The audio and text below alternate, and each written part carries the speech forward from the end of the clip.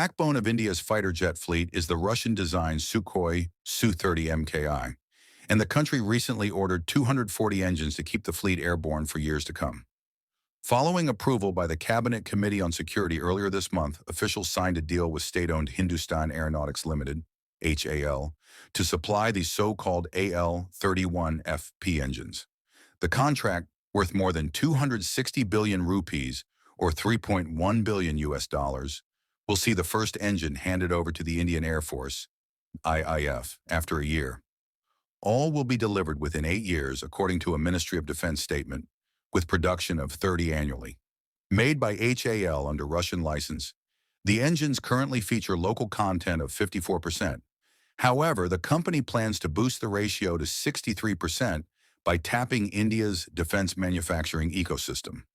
This would also increase the indigenous content of repair and overhaul tasks of the aero engines, said the ministry.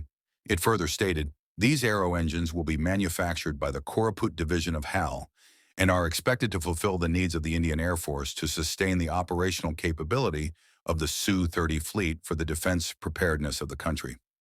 Notably, India chose to stick with AL-31FP engines, even as Russia is upgrading its Su-30SM fighters with the newer and more powerful AL-41FS.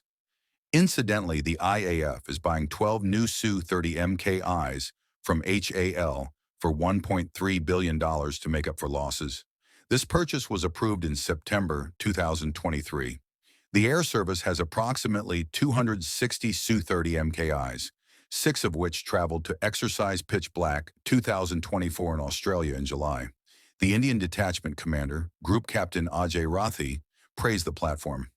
With its advanced avionics, thrust vectoring, and superior payload capacity, the aircraft is capable of undertaking offensive and defensive missions to execute strategic and tactical operations. He described its key capabilities as its long-range, maneuverability, firepower, and effectiveness in contested environments.